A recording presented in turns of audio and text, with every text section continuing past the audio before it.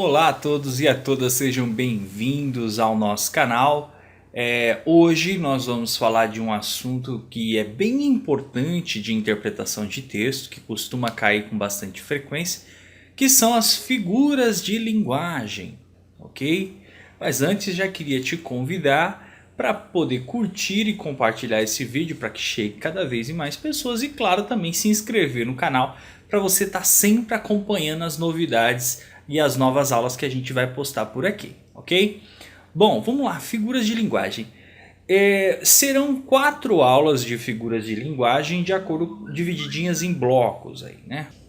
Bom, você está vendo aí o que a gente precisa entender sobre figuras de linguagem. O que é uma figura de linguagem? As figuras de linguagem, você tem que entender ela como sendo aquilo que embeleza, alguma coisa que incrementa o texto, tentando estabelecer alguma relação de sentido, alguma relação de significado, alguma relação sonora. É como se fosse um filme e os efeitos especiais. Então o filme é o texto e os efeitos especiais seriam as figuras de linguagem. Acho que deu para ficar um pouquinho mais claro, né?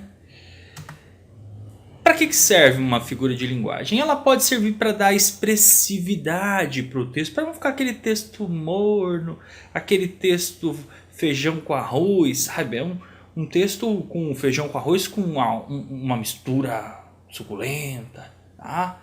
Dá expressividade para o texto. Valorizar também o texto e é claro também deixar o texto original, né? Porque cada texto já é original, o autor está ali presente, mas quando você vai para um texto muito técnico, muito referencial, o negócio fica meio água com açúcar, né? Você não consegue identificar o autor direito porque é um texto mais informativo e tudo mais. Agora na hora que você vê um texto que utiliza figuras de linguagem e tal, ele tenta ali valorizar e mostrar o autor. O autor ele acaba se expressando mais o que ele quer transmitir, né? As figuras de linguagem, elas geralmente tratam dos valores conotativos da palavra. Se você não lembra o que é conotativo, né, o sentido figurado aí da palavra, tem uma videoaula anterior que fala de conotação e denotação. As figuras de linguagem elas estão dentro do plano do conotativo. E é claro também que se está dentro do plano conotativo, a gente está falando de plano de significados, então a gente consegue ampliar essa significação. Você dá margem para o leitor interpretar melhor o texto, ou interpretar da maneira que ele quiser ali aquele texto. Você amplia o leque de significados, né? Você aumenta o contexto da onde o texto está inserido para que haja uma interpretação, que a interpretação dependa do leitor, tá? Você não restringe. Esses são os principais fatores das figuras de linguagem. Nós dividimos as figuras de linguagem em 4 blocos de acordo com as suas características, né? São elas as figuras de palavras, as figuras de pensamento, as figuras de harmonia e as figuras de sintaxe, tá? Cada uma delas tem sua característica, nós vamos falar das figuras de linguagem de cada uma dessas aqui. Então vamos começar pelas figuras de linguagem de palavras, tá? Quais são elas? As principais nós vamos tratar aqui. Vamos começar com a comparação. O que é a comparação? Comparação, o nome já está falando, é comparar. Você tem 2 elementos dentro do seu texto e você vai estabelecer uma relação de comparação.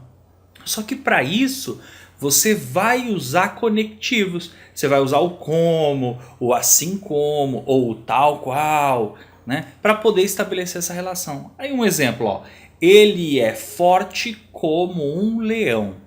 Eu peguei a pessoa, o ele, fulano, eu peguei o leão e estabeleci uma relação entre eles. Qual a relação? A de força. Só que para estabelecer essa relação eu coloquei o conectivo como. Ele é forte como um leão. Atribuí as características do leão para ele, estabelecendo uma comparação. Tá? Então na comparação sempre tem um elemento de conectividade. O que é diferente da metáfora. A metáfora eu também comparo. É um tipo de comparação onde eu coloco dois elementos e estabeleço entre elas uma relação de sentido, mas eu não utilizo desses mecanismos de comparativos. Eu atribuo as características, eu quase que faço uma fusão entre esses dois elementos de acordo com uma característica. Então na hora que eu pego lá o homem e o leão, aparentemente os dois não têm nada em comum. Né? Aparentemente não tem nada em comum. Leão é leão, homem é homem. Porém eu vou buscar uma característica que eu queira atribuir ao homem do leão ou ao leão do homem. Não sei se eu quiser humanizar o leão. Então a força é uma característica do leão. Eu quero atribuir ao homem, ao invés de fazer ele é forte como um leão, agora para fazer uma metáfora eu falo ele é um leão. Este homem é um leão. Eu estou dando para ele características do leão. Tá? Percebeu que é diferente? Eu dei a característica para ele. Olha um outro exemplo aí. Seus olhos disparavam ódio. Os olhos não disparavam nada, né? Eu dei para os olhos uma característica, a característica de uma arma, né? Uma arma. Eu não usei a palavra arma, mas eu usei o verbo que é referência da arma, né? Que dispara alguma coisa. Então na hora que eu falo seus olhos disparavam ódio, eu estou fazendo uma metáfora. O olho não dispara nada, é conotativo. Só que eu dei a característica da arma para o olho. Isso é uma metáfora e não uma comparação. Tá? Ficou claro? Que é diferente também de uma metonímia. A metonímia ela não é uma comparação. A metonímia ela é uma substituição. É quando eu retiro uma palavra e coloco outra, dando a elas uma ideia de sinônimo, como se elas trabalhassem como sinônimas no texto. Né? Então, por exemplo, se eu falar lá, todos leram Machado de Assis. Ninguém leu Machado de Assis. As pessoas leem o livro do Machado de Assis. Então, no lugar do livro, né, da obra do Machado de Assis, as pessoas leram Dom Casmurro. Eu tirei o Dom Casmurro e coloquei Machado de Assis, usando como sinônimo, como se fossem sinônimos. Isso é uma metonímia. Tá? Esse rapaz é bom de copo. Ele não é bom de copo. Ele é bom de bebida. Ele bebe o conteúdo do copo. Eu estou substituindo o conteúdo pelo recipiente. Beber um copo d'água. Você não bebe um copo d'água. Você bebe a água que está no copo e não o copo. Percebeu? Você está trocando uma palavra por outra, dando a elas uma relação de sinônimos, como se trabalhando elas como se elas fossem sinônimas.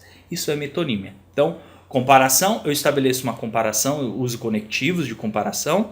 Metáfora, eu estabeleço uma relação, mas eu não uso comparativos, eu atribuo uma característica das duas coisas uma para outra.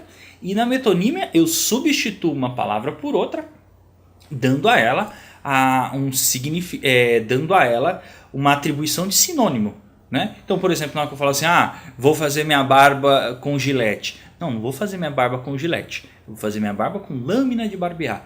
Eu substituí a palavra lâmina de barbear por gilete, dando uma ideia de sinônimo. Eu vou lavar a louça com bombril. Não, você não lava a louça, você lava a louça com palha de aço. Bombril é a marca, você substituiu. Tá claro, né? Sinestesia. Sinestesia é uma relação de sentidos. Você mistura os sentidos, os 5 sentidos, tato, olfato, paladar, audição e visão. Você mistura no texto uma coisa com a outra, sabe? Isso é uma figura de linguagem chamada sinestesia. Um efeitinho bem legal quando se sabe usar, né? Aquele olhar doce realçava sua voz morna. Olhar doce. Para o olhar, eu estou dando uma característica de sabor, doce, paladar. Sua voz, audição. Morna, morna é tato, né? Você sente algo frio, quente, morno. Certo? Isso é sinestesia, a mistura dos sentidos. Gente, esses são alguns dos exemplos, tá, de figuras de linguagem de palavras, classificadas como figuras de palavras. Claro que tem mais, mas essas aqui são as principais, as que mais caem na sua prova, tá bom? No próximo vídeo a gente continua dando sequência aí às nossas figuras de linguagem. Dá um joinha aí para dar um up no nosso vídeo, compartilha com seus amigos, claro, e se inscreva no nosso canal para poder continuar curtindo, acompanhando todo o nosso trabalho. Forte abraço!